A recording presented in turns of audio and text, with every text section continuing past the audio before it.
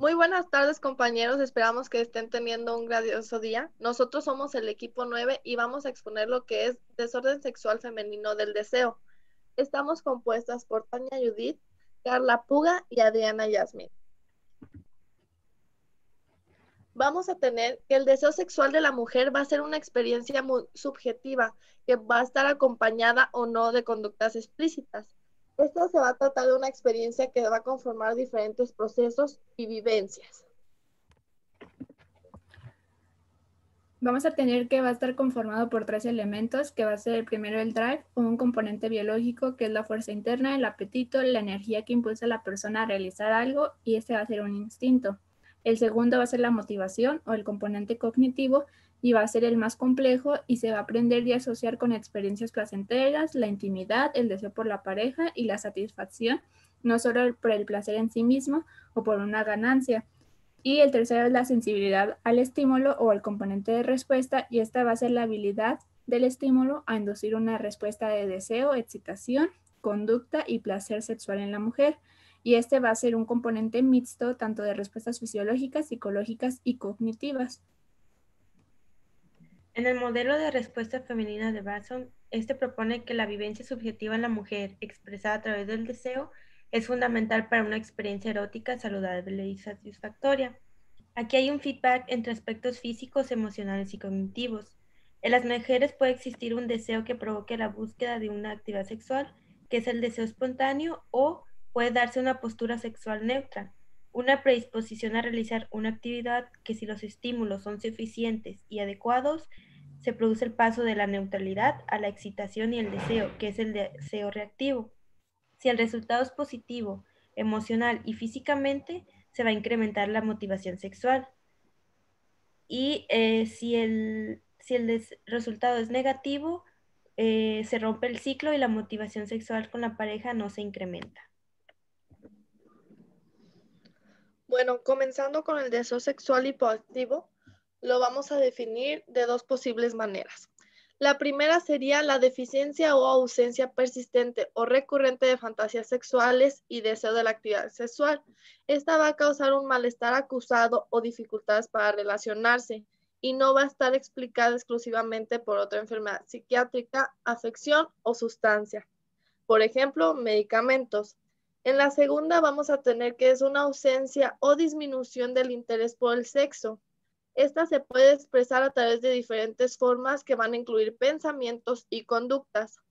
En esta es necesario que coexista por lo menos durante 6 meses para establecer el diagnóstico. Sin embargo, algunos médicos no tienen de este criterio, ya que si una paciente acude y refiere por menos tiempo, pero si tiene los síntomas, se puede confirmar el diagnóstico. Dentro de la epidemiología vamos a tener qué es la disfunción sexual más prevalente en las mujeres. En un estudio nos da una prevalencia entre los 20 y los 49 años del 7% en mujeres premenopáusicas y del 10% en menopáusicas quirúrgicas. Y entre las 50 y 70 años vamos a tener un 9% con menopausia natural y un 12% en menopausia quirúrgica. En otro estudio realizado en mujeres con disfunción sexual en Alemania, Italia y Estados Unidos, se encontró un vínculo entre la reducción del deseo y un aumento de las actitudes negativas, tanto interacciones sexuales y no sexuales, como las caricias, diálogos sobre relaciones sexuales o sobre sentimientos, al igual que compartir las actividades diarias. Y por último, un estudio encontró también otra prevalencia de 8.9 entre los 18 y los 44 años, un 12.3 entre 45 y 64 años y un 7.4 en mayores de 65. Por lo tanto, se saca que las dificultades van a alcanzar un valor más alto entre una edad adulta y la vejez. En cuanto a su clasificación, tenemos el de por vida o adquirido. Quiere decir que si el trastorno ha existido desde el comienzo de la actividad sexual o se ha desarrollado tras un periodo de actividad normal. Y también tenemos el situacional o generalizado. Este es si se limita a determinados tipos de estimulación, situaciones o parejas o no. Bueno, dentro de su etiología vamos a tener que es causa de múltiples factores, ya sea biológico, psicológico, social, de interacción con pareja o alguna combinación. Dentro de los factores biológicos vamos a tener las enfermedades descritas en el cuadro, que se las dejaremos para que ustedes pues, las puedan estudiar. Y dentro de algunos medicamentos vamos a tener de los principales antidepresivos, antipsicóticos, anticolinérgicos, anfetaminas y narcóticos. Continuando con factores personales, vamos a tener experiencias personales, ya sea posparto, abuso sexual, experiencias traumáticas en la pubertad o autoimagen. Y en los factores de interacción con la pareja vamos a tener que va a haber una insatisfacción, una disfunción sexual en la pareja o una comunicación ineficiente. En cuanto a la fisiopatología, vamos a tener que las hormonas sexuales van a interactuar con neurotransmisores en el sistema nervioso central, con lo cual se va a dar un equilibrio entre factores excitantes e inhibidores y se va a dar un control de la función sexual. Sin embargo, si en este punto ocurre un desequilibrio, se va a dar lo que va a ser el deseo sexual hipoactivo. Dentro de esas hormonas vamos a tener el estrógenos y los andrógenos, en donde una disminución de testosterona nos va a llevar a una disminución de actividad sexual. También tenemos que niveles bajos de estradiol van a causar una disminución del rendimiento sexual, al igual que otros neurotransmisores como la dopamina y la serotonina también van a estar involucrados.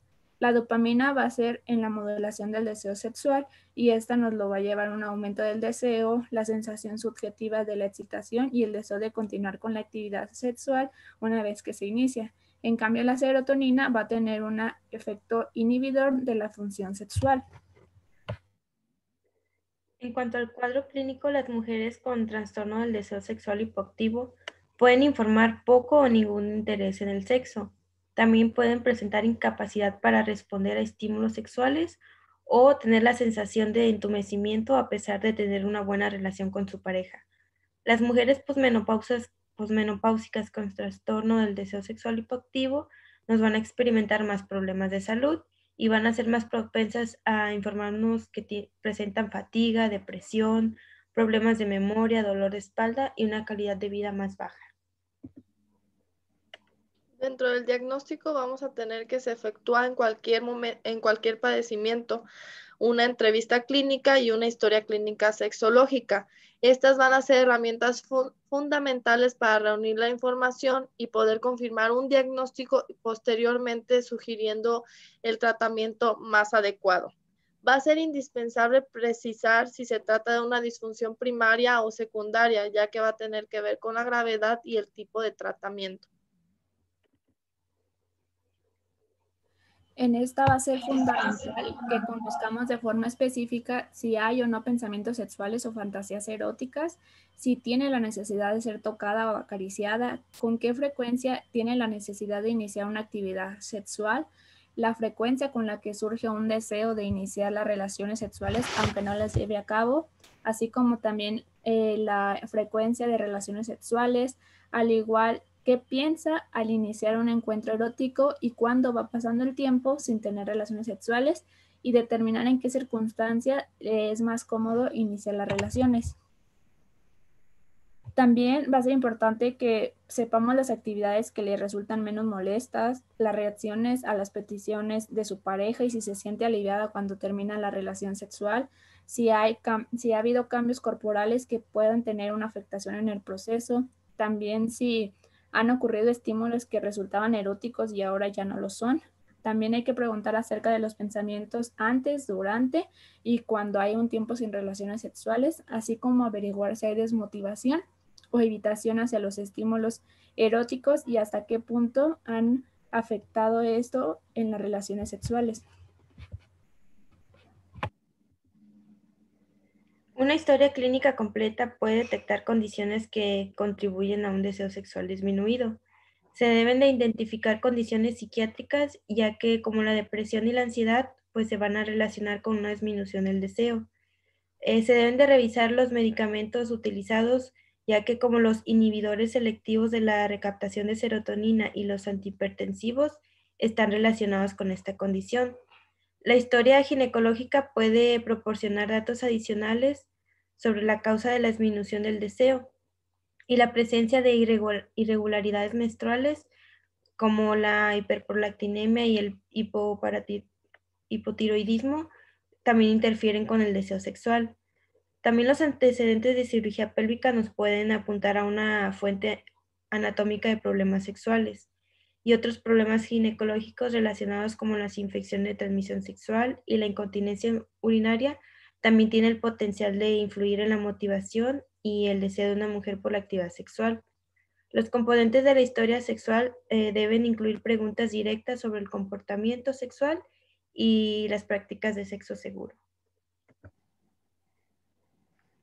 Bueno, en el examen físico vamos a tener que muchas mujeres van a presentar una disminución del deseo y van a tener hallazgos normales. Para esto vamos a tener lo que es el examen ginecológico. Este puede ser particularmente informativo y es posiblemente que se encuentre una presencia de alguna atrofia vulvovaginal como resultado una dispaneuria y esto a su vez afecte negativamente al deseo sexual. Entre otros hallazgos importantes vamos a poder incluir cambios genitales sensoriales, contracción muscular del piso pélvico y un prolapso del piso pélvico, todo lo cual va a tener un potencial de contribuir a la disfunción sexual.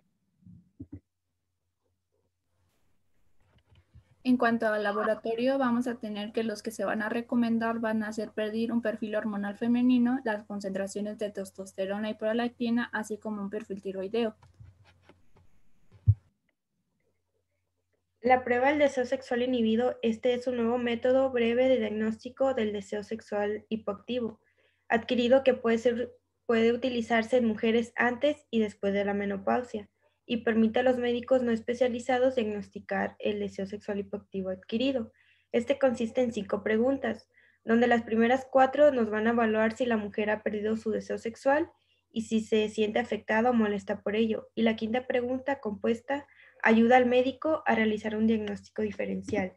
Y aquí les presentamos las preguntas para que las chequen ustedes. Y aquí, si la paciente responde no a cualquiera de las primeras 4 preguntas, entonces no cumple los criterios para ser diagnosticada como deseo sexual hipoactivo adquirido. Si la paciente responde sí a todas las preguntas y su revisión confirma la respuesta no en los apartados de la quinta, entonces debería ser diagnosticada como deseo sexual hipoactivo. Pero si la paciente responde sí a todas las primeras preguntas y sí en cualquiera de los apartados de la quinta, entonces se deberá decidir si la respuesta de la quinta pregunta indica un diagnóstico primario diferente al del diagnóstico al deseo sexual hipoactivo adquirido.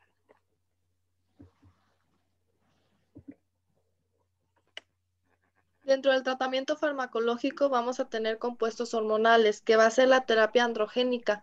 Esta va a mejorar el deseo en mujeres menopáusicas con bajas contracciones de testosterona, cuya falta del deseo no va a mejorar con la administración de algún estrógeno.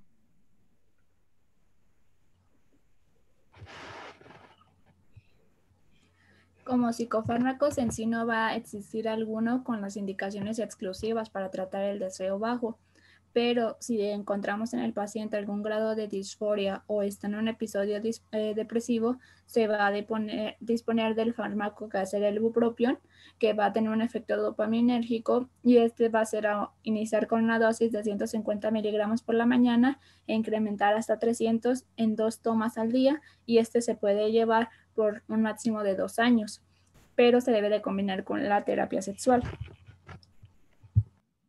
Y la terapia sexual, cuando se trata en caso de un bajo deseo sexual secundario y de corta evolución, debemos centrarnos en favorecer los inductores del deseo y para ello vamos a aplicar ciertas medidas como trabajar las fantasías sexuales, utilizar lecturas o películas de tipo material erótico, estudiar la posibilidad de cambiar la apariencia o visitar espectáculos eróticos, realizar manuales de autoestimulación o integrar a la pareja en las fantasías y en las prácticas sexuales.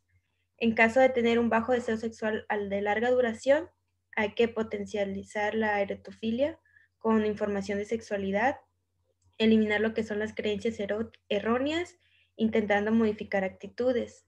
Hay que tener terapia de pareja centrada en el intercambio de conductas agradables y generando un adecuado grado de intimidad, practicar pautas de acercamiento diferenciado diferenciando la aproximación cariñosa de la sensual y de sensibilización sistemática en imaginación.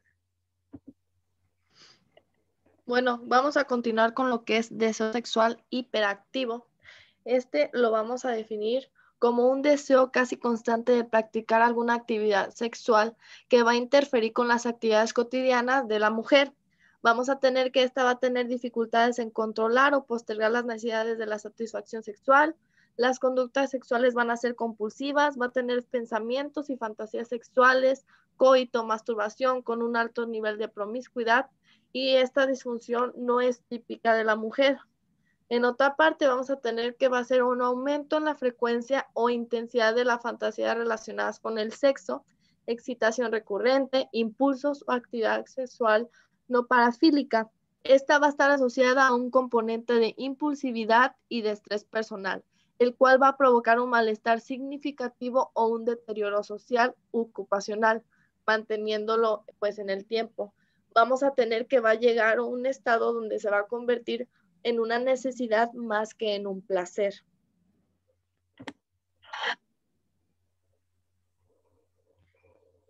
Este puede llegar a ocupar un tiempo excesivo, dejando de lado otras actividades importantes como trabajar, cuidarse o relacionarse socialmente o pasar tiempo en familia, al igual que nos puede traer consecuencias negativas como enfermedades de transmisión sexual, problemas económicos, laborales, de pareja y familiares. A la hora de entender las bases etiológicas de la hipersexualidad, nos encontramos con diferentes teorías. La primera es la neurobiológica, plantea demencia, que es por daño cerebral orgánico, el abuso de sustancias, el uso de agentes dopaminérgicos para el Parkinson, cirugías o el daño de los centros de saciedad del hipotálamo en el nucleus accumbens. Y la segunda es la variación genética. Esta es se basa en la presencia de la variante del gen DRD47R, donde el 50% de los pacientes encuestados que son portadores representan que han sido infieles con sus parejas, le han sido infieles a sus parejas. Y el 22% reportan que han sido infieles sin tener esta variación. Dentro de la epidemiología vamos a tener que el 6.8 de las mujeres podrían clasificarse como hipersexuales y un 10.5 de los participantes más activos sexualmente reportan niveles más altos de conductas de riesgo, dificultades de control de la conducta sexual y sintomatología psiquiátrica. Y vamos a tener que en la práctica clínica entre el 85 al 90% de los pacientes que demandan atención por este trastorno van a ser hombres. En cuanto a factores predisponentes, vamos a tener que experiencias tempranas en la infancia de abuso sexual, físicos y emocionales, al igual que sentimientos de vacío, depresión, falta de habilidades sociales, nos van a llevar a este comportamiento, al igual que el trastorno de déficit de atención e hiperactividad, así como trastornos de personalidad. También como factores van a ser menos de 30 años, una historia familiar o personal de existencia de trastornos mentales o haber vivido una experiencia traumática nos van a ser más propensos a esto. Al igual que los pensamientos o las fantasías sexuales también van a aumentar convirtiéndose en una obsesión. Al cuadro clínico se va a pensar en sexo, practicar sexo cada vez con más frecuencia al mismo tiempo que no se satisface el deseo sexual. Otro va a ser de los problemas de pareja, riesgos de contraer enfermedades de transmisión sexual, problemas laborales y económicos, mentiras u ocultación de su adicción. También va a presentar la pérdida de control de su conducta sexual, creando malestar por la falta de control y por las consecuencias que acarrea. La sexualidad no se vive como algo placentero o solo por pequeños periodos de tiempo, y la conducta sexual y las fantasías, así como los intentos por frenarlas, van a ocupar pues la mayor parte de la vida de la persona. Bueno, para el diagnóstico vamos a tener unos criterios diagnósticos según la DSM-5. Se los vamos a dejar para que ustedes los puedan leer tranquilamente. Y también vamos a tener criterios de la DSM-5, pero para adicciones sin sustancias.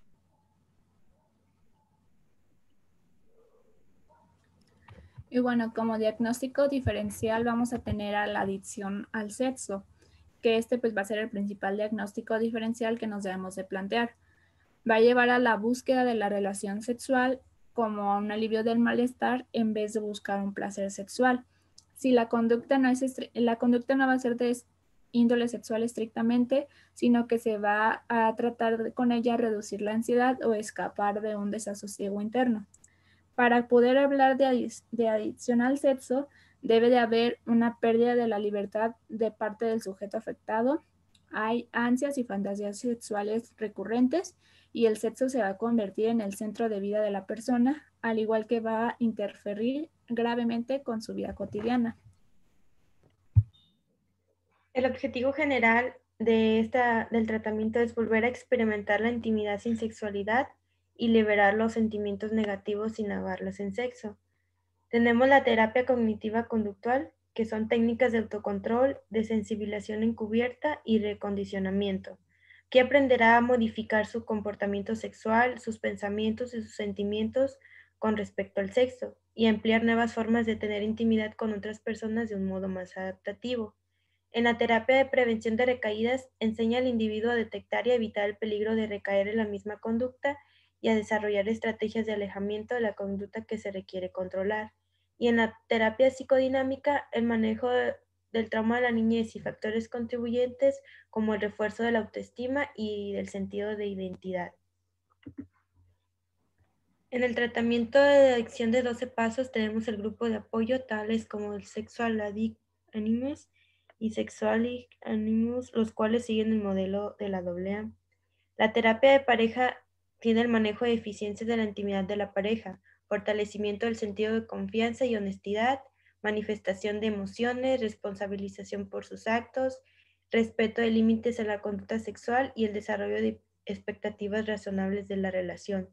Y en la recuperación de la degradación de la sexualidad tenemos la terapia, que esta técnica promueve la rehabilitación de la degradación y disminución de la sexualidad que provoca una expresión excesiva y mal adaptativa de la sexualidad compulsiva. Y pues para la farmacoterapia vamos a tener los antidepresivos del tipo IRS o tricíclicos, los anticonvulsivos, entre otros. En sí no se van a disponer de tratamientos psicológicos basados en evidencia científica para enfrentar este cuadro clínico y los tratamientos disponibles. Y siempre debemos de plantearnos en cuanto a la personalidad de base, si hay algún trastorno psicosexual o relacionado a un desorden obsesivo compulsivo o con un control de impulsos o una adicción para tratar en estos y solucionar el problema.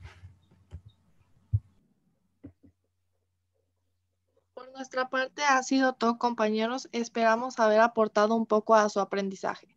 Muchas gracias.